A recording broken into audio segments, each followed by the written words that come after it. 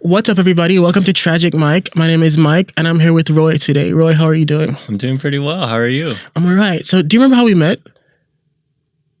Yeah. Yeah. Yeah, I do. We met on the set of a Jubilee video. Yeah. 25 progressive men versus 25 traditional men. Yeah. And we were both progressive on the progressive side. And how would you explain like the theme of that episode so people get like a... Yeah, so there's a bunch of different topics. So imagine 25 men in red and 25 men in blue. Yeah. And we were just kind of debating different topics such as like the Me Too movement. Yeah. Women's rights, basically. Women's rights. Yeah. Porn addiction, a bunch of other different topics around like men and masculinity. Yeah. And I wanted Roy on today because I wanted to reflect on something that happened on that episode where it almost got really heated. Yeah. Like it almost got like violent. Actually, we can take a look at it right now. Sure, let's do it. I'm gonna introduce you to a character first, and then we'll go from there. If you're seeking help with your depression, that makes you soft? Well, yeah, no, okay, yeah, if you okay, here's the thing is, you're not being honest with yourself because you can go to therapy and sit there and have a guy say, how does that make you feel? Or you can look in the mirror and take this thing called accountability and sit there and say that, you know what, I'm the reason I'm depressed. It's not her. Okay, so basically at that point, we were discussing the topic, Are Depressed Men Weak? And so this guy, he's a dating coach, and this was his advice to the men. Yeah, real quick, as a dating relationship coach, what I do with my guys, the problem is, y'all can laugh all you want. You ain't got no game like I have, laugh all you want. But anyway, as I was saying the problem is why depression is soft, because everybody can't be a man and everybody has to be a grassy and lion sometimes, is because most of these guys, they're not honest. Again, if you're depressed over something outside of relationships, I'm just talking about those, they were talking about relationships. A lot of these guys set expectations for women, and they have a lot of emotions and femininity, and they get all soft, and women don't like soft people. They like aggressive, dominant men who tell women what to do, not in a dictatorship way. But when you're soft and you're weak and you set an expectation for women, and then they say no to you, and then you all soft and brokenhearted, people don't like, excuse my language, a man who has a tighter than a woman. They won't respect those people. So are you saying, if you're seeking help with your depression, that makes you soft? Well, yeah, no, okay, yeah, here's the thing is, you're not being honest with yourself because you can go to therapy and sit there and have a guy say, how does that make you feel? Or you can look in the mirror and take this thing called accountability and sit there and say that, you know what, I'm the reason I'm depressed. It's not her fault. We can't sit around and point the finger at everybody else. We've got to start looking at ourselves as men and not bunny rabbits. Just to respond to what both of you said, so depression doesn't come because you're focused on certain slights. For the most part, it's due to a chemical imbalance in the brain, or it's a result of trauma. Hang up, I gave you a bunch of time to speak after I interrupted you at first, but then I gave you a bunch of time to speak. Now it's my turn. So what you're applying is you're saying, it's not a chemical imbalance, it's not due to trauma and not being properly treated, it's just because you're looking into yourself. What that's doing to someone who already has depression is actually making them more depressed. You're not offering them a solution, not offering them any sort of treatment. You're actually making them more sick with what they have. Now, I understand that you can shake your head all you want, brother, but listen, this is the... Brother, you're a pickup artist. Eat my... Oh, you loser. Shut. No. You can't, no, you don't get to stand there. No. Hey. Come, put the chair away. Hey. No, I don't. I think it's fair for him. No, it's not. You don't get to stand up and say... Otherwise, there'll be a problem. Yeah, what are you going to do? Hey, this is... Hey, quiet. Be respectful. Be respectful. Don't walk in. I didn't lose my cool. I didn't lose my cool. Hey, this is what I'm saying. Nah. This is what I'm saying. Hey, look. You was disrespectful. And then we're done. Hey, I'm gonna tell you right now. What time we out of here? We gonna find out. No. We gonna find out. Hey, no. Okay. We can't And then you gonna call the police. Hey, we gotta be done. Hey, man. We gotta be done. You gonna call the police, right? I'm trying to tell you. We're gonna have to ask you to leave. I'm trying to tell you. Hey, man, we're gonna have to ask you to leave. I'm gonna tell you. Oh, no, you ask him to leave. I'm gonna talk to him next. Talk to him next. I was disrespectful. I'm gonna talk to him, but this isn't helping. Hey, let me just say, I apologize. apologize for being disrespectful. You need to pause it. And I apologize. I should have shown more respect. And to you, I apologize. I'm sorry, that was not in the spirit of what we're doing here. And I'm sorry. And I'm sorry too, man. Because ultimately, I don't want to be. I thought we're all human beings. I respect everybody, man. I just want to be respected too. This is like my brother here, man. Hey, guys, come over here. Can you come here for a second? John, can you come here for a second? Are we comfortable? Everybody quiet. Everybody quiet on set. I'm sorry again, man. I apologize. We don't have to discuss this. I apologize. Sorry, John.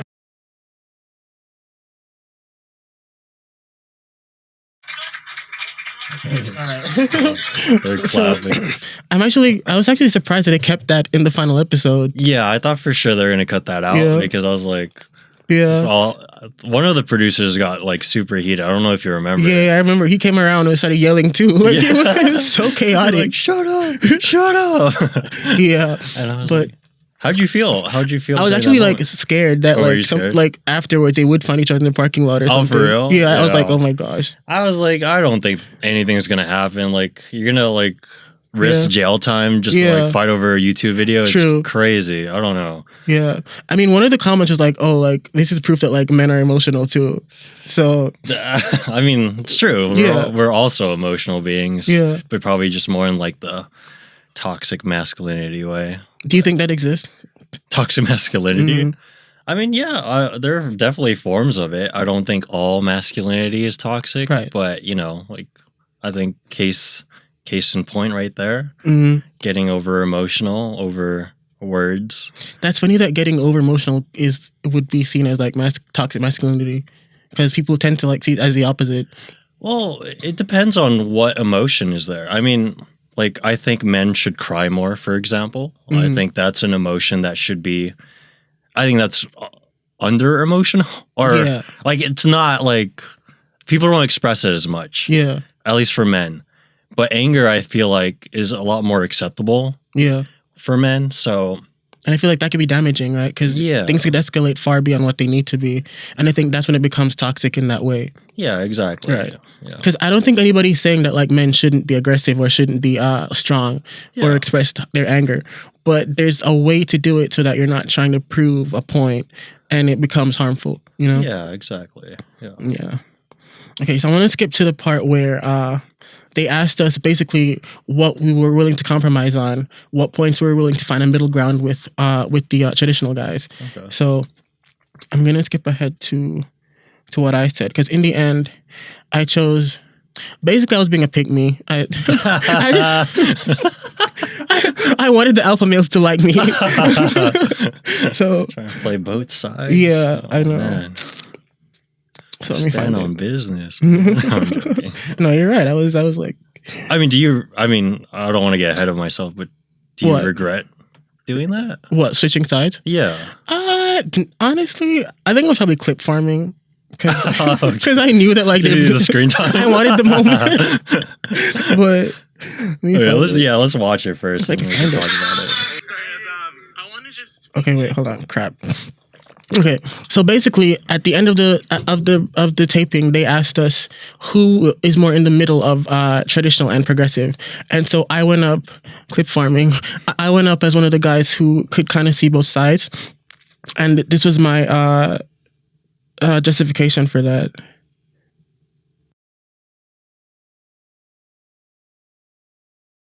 I want to just speak to my trad guys. When we say that we want to take down things like the patriarchy or like misogyny versus misandry, I believe that, misandry is just as bad as misogyny. I do believe that there are things that we should address that affect men specifically. So I still think I am progressive, but I don't want to feel like we're leaving men out of this progressive movement. So that's why I wanted to take that opportunity.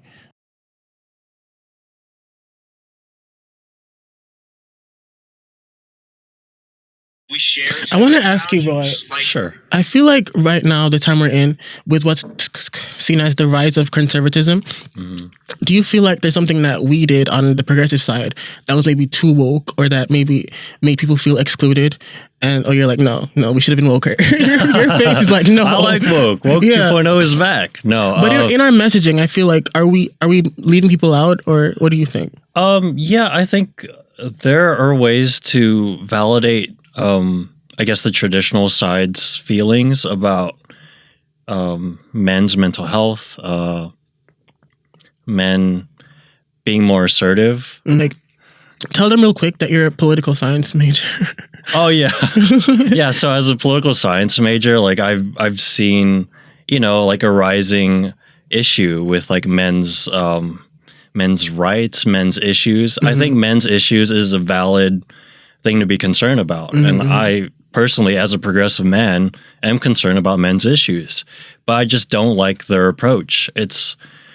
Do I think our message could be a little bit softer, gentler? Yeah, I think so. I don't think women in particular owe men. I don't think they owe them that gentleness. I think, like, obviously, don't be a asshole to people, like don't like judge them by their gender or whatnot. But at the same time, women have a realistic fear of being dominated by men in all facets. So I think we could message a little bit more gentler as a progressive man. Yeah, okay. Sure. All right. That makes sense. And what is your take on that? Yeah, I mean, I think, I don't know. I feel like there, for example, like when women say certain things about men that are maybe excessively negative, I feel like there's like they get away with it basically, And for me, it's like, I guess if you want to be that way, that's fine, but then you can't turn around and expect like men to be super gentle to you. I guess that's true, but what women are you talking about? Is it just kind of like people online, or have you seen that in like real life? Those attitudes in real life? So that's something that I struggle with. How close to real life is the comment section, I guess. But I mean, I've seen it on different platforms, from podcasts to comments to just art in general. There's this like the culture of there isn't that level of like care taken towards men that that women sort of require. And I do feel like I understand history and the patriarch, I get that, but I feel like moving forward there has to be some kind of a mutual respect there. If that makes you're like no. No, I mean no. No, I'm listening. I agree. It's just I'm trying to use an example or draw like a parallel to like. So you do you agree that women are, I guess, oppressed by men in a way? Yeah. So in other like ways of oppression, like people of color being oppressed towards like white people, do you think there's a validity to them being not so PC in the way they talk about white people? I'm afraid to answer that. I honestly, okay, here's what I'm going to say. Moving forward in society and in the world, I think as much as possible, we should try not to be divisive. So I understand that like if you're white and someone says something bad about you, it's punching up. So it's like, it's not necessarily as systemically bad. But I do feel like where we can avoid coming at people, we should, because I feel like honestly, a lot of white people don't see it that way. Like they see it as how come I couldn't say that about you, but you can say that about me. And I think that's why we are where we are. Like they kind of, took revenge in a way. No. Go ahead. So so even though systemically, people of color are more oppressed and have more, I guess, of leeway to be not as PC to white people, it doesn't actually help when we're just adding negativity to while asking them to be positive always. I think that's fair. I think it's fair. I think strategically it's always better to be kind, you know. So I do wish you're gonna block me on everything. You're like, no. Like this guy. No, I wish that every like strategically, I think we win people over with kindness for sure. I just think I'm less so against trying too hard to focus on policing people's sort of like vented or expression of like or frustration on like their oppression. So no, I agree with you basically is what I'm trying to say. Okay. I actually found another. Remember Oliver from the I forgot that we had actually had an exchange. I guess we could just put it in. Oliver is a progressive male who he got the most clipped out of the episode, and he made the most points. He's really smart, really good. You could go follow him on Instagram. I think it's Oliver Niehaus. I don't know how to pronounce it, but I actually had like a brief conversation with him, and we could just put that in now to close. Well, yeah, I'll keep it short. I think the thing that makes me more purple, so I have traditional beliefs, I have blue beliefs as well, is because I identify in the LGBTQ community. Sad, that guy. Wait, what guy was that? Sure, yeah, The conservative gay guy. He was cool. No, he was cool, but it was sad that like how you could tell that they, you know. They didn't really like. Thank you. All right, I want to give you guys the opportunity to ask these guys questions. Jins? Sure, yeah, I have a question specifically. I forgot your name. What's your name? I'm afraid of you. I got you. Mike. Well, you know, I loved hearing your story, and Mike, and things like that. I guess my question would only be for you. You said a lot of things that resonate with me. You know, caring about men, wanting the best for men. Right. You know, caring about, you know, ideally a society in which we don't crucify people who make, you know, mistakes or, you know, give them their best hearing in terms of the Me Too stuff. And I think just for me, I guess, does any of that really take you away from the progressive movement? Like, I guess, you know, I'm someone who would identify as a progressive, but, you know, I'd say I'm 70-30. There are many parts of the progressive movement, like, that are just so annoying and result in us basically losing anytime it comes to coalition building. So I think in that sense, you know, is it possible for you to still consider yourself a progressive, but maybe, you know, as you're talking about, like caring about men's issues? I think caring about men's issues is an inherently progressive issue that we should work for on those grounds. Yeah, I mean, I'm glad I'm still in blue for that because, like, I do believe that, like, for example, the rates of high school dropouts for boys are higher than for girls. Mental health, suicide rates higher for men, right? Yeah. And I feel like as we talk about mental health and so forth, we have to make it feel like men are included in that. And so I'm still progressive, but I just want to make it feel like, oh, progressives don't care about that, I think. So, and I would just like to clarify that we do care about that, very much so. So just I want to let that be the case. Yeah, just to pick me, like I was just trying to get more airtime. But yeah, I mean, so I'm glad we met that day, and I'm glad we had that experience, and I learned a lot from you, obviously. Oh, thank you. And I've seen your YouTube. Tell them what your no one's gonna this. I don't know. You have more followers than me, but tell the people what your YouTube and how to find you online. Yeah, I actually have no idea how to find myself online. Okay. Like, actually, I was trying to look you up and I could not. Yeah, exactly, right? Like, I don't know. Okay, so my YouTube handle is Roy MZ. I think you should be able to find that, but for some reason, whenever I search it, it's like super hard. But if you type in Roy M Jubilee, you'll probably find me. Yeah. Okay. Yeah.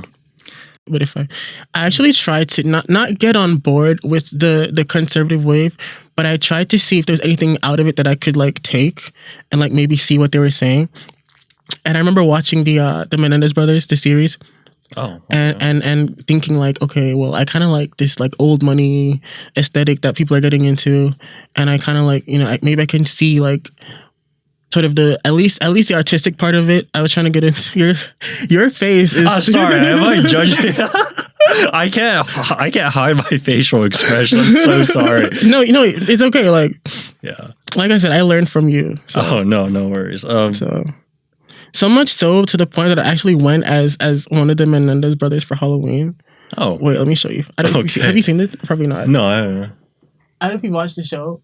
but as him. Okay. And that's what I did. Wait, so what kind of... I put a know. whole ass wig. It was... I don't know what I was thinking, but you couldn't tell me that I wasn't Nicholas Chavez in that moment. Oh my God, okay. But ultimately, I think where we are now, I'm definitely not trying to get on board with the conservative wave because it's become a little too radical. Like it's unrecognizable what's going on right now, and I feel like a lot of times it's about dating. A lot of these men are very they're romantically frustrated, and I think it leads them to just be really hostile to everybody.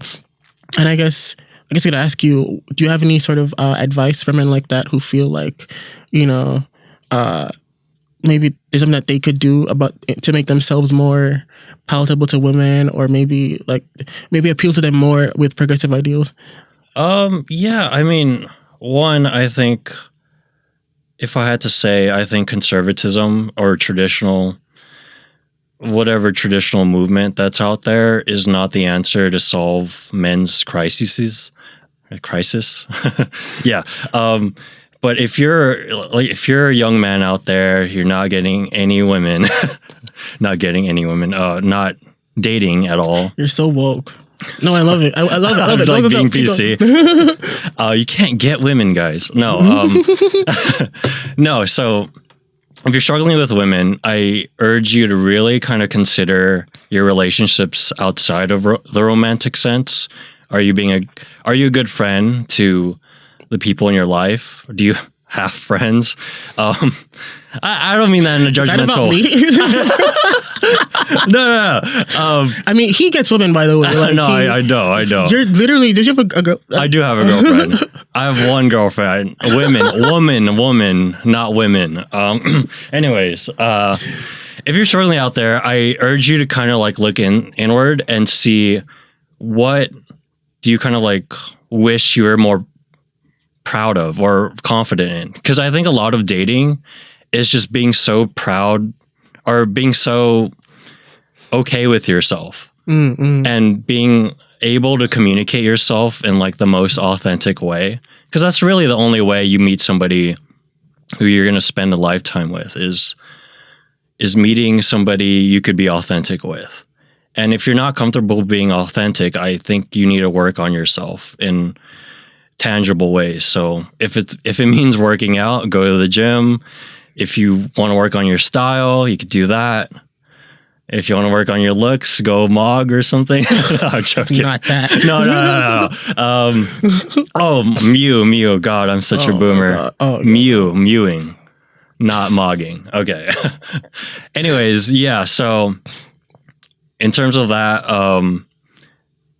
I urge you to, if you're really concerned about like men's issues, if you're concerned about men's issues, you need to really kind of look at the structures that hold men down instead of individual experiences. So what I mean by that is, I did a video on this recently, but I literally forgot my points. So like, if you're concerned about men's loneliness, instead of caring about like, oh, women are not like giving us the time of day, I urge you to kind of consider why you're not allowed to sort of like develop as a person. And my argument is basically, you're so concerned with like working a job, going to school, that you don't have time to really reflect on yourself and be a better man, but be a better person.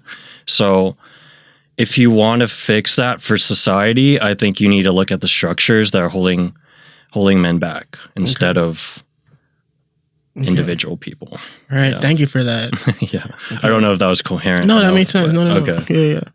Okay. So we get views. Could you just put your feet in the camera real quick?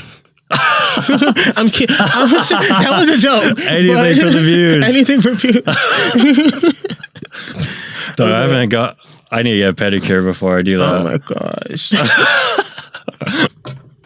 All right. All right. I think that's the end of our episode. Thank you so much, Roy, for coming down. Yeah, thank you for having me. This is my first podcast ever. Hopefully I didn't ramble on too much. No, you were great. Like, you saved me. You saved the whole episode.